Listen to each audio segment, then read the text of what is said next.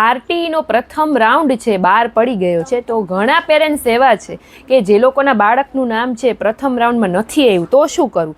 પહેલી વાત એ કે જે લોકોના બાળકનું નામ પ્રથમ રાઉન્ડમાં આવી ગયું છે એ લોકોને જે શાળા આવી છે એમાં જ એડમિશન લઈ લેવાનું રહેશે. હવે એ લોકો શાળા ચેન્જ નહીં કરી શકે.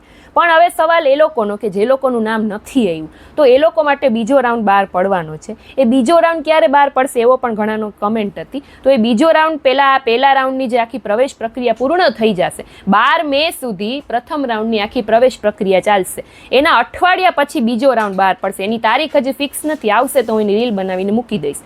પણ બીજા રાઉન્ડમાં નામ આવતા પહેલાં તમે થોડોક ચેન્જીસ પણ કરી શકશો. શેનો? તો કે શાળાની ફેરબદલીનું. ફરજિયાત નથી, તમે જે શાળા પહેલેથી એડ કરેલી છે એ રાખી શકશો. પણ હવે એમાં એ થશે એવું કે પ્રથમ રાઉન્ડમાં તમે જે શાળા પહેલેથી સિલેક્ટ કરેલી હશે તેમાંથી અમુક શાળા એવી હશે કે જેની બધી સીટો ભરાઈ ગઈ હશે, જેના પહેલા રાઉન્ડમાં નામ આવી ગયા, તમે જે સિલેક્ટ કરી છે એ જ શાળામાં બધી સીટો કદાચ ભરાઈ ગઈ હશે. અને અમુક શાળા એવી હશે તમે સિલેક્ટ કરેલી કે એમાં અમુક સીટો ખાલી હશે.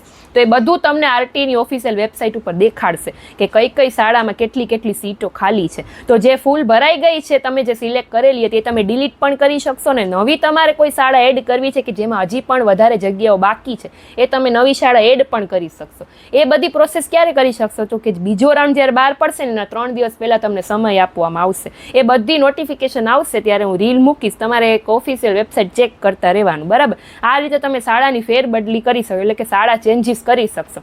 શું કામ? ફરજિયાત નથી, પણ આ જરૂરી શું કામ છે કરવું? તો કે જે એક શાળા ખાલી છે એને જો તમે હવે એડ કરશો, બરાબર, એને અગ્રતાક્રમ એટલે ટૂંકમાં તમે પ્રેફરન્સ અગ્રતાક્રમ પણ ચેન્જ કરી શકશો. પહેલો નંબર, બીજો નંબર, તમે જે પહેલાં જે શાળાને આપ્યો હતો એ ચેન્જ કરીને બીજી શાળા એડ કરીને એને પહેલો બીજો નંબર શાળાને આપી શકો. શું કામ? તો કે હવે જે જગ્યા ખાલી છે એમાં જ વધારે ચાન્સ રહેશે તમારા બાળકને એડમિશન મળવાનું, કેમ કે ઓલરેડી જે ભરાઈ ગઈ છે તો કાંઈ કામની જ નથી, એટલે એ શાળા તમે ડિલીટ કરી નાખજો, બરાબર? તો આટલી એક પ્રોસેસ કરી લેજો. બીજા રાઉન્ડની તારીખ નથી આવી, હજી આવશે તો હું રીલ બનાવીને મૂકી દઈશ, બરાબર? એટલે ખાસ કરીને મને ફોલો કરી લેજો, રીલને સેવ કરી લેજો. અને તમારા કોન્ટેક્ટમાં કોઈ આરટી એડમિશનવાળા હોય કે જેનું પ્રથમ રાઉન્ડમાં નામ નથી આવ્યું એ લોકોને પણ આ રીલ શેર કરજો. હજી કાંઈ પણ બીજું કન્ફ્યુઝન હોય તો કમેન્ટમાં જણાવજો, એટલે હું એની રીલ બનાવીશ. Thank you.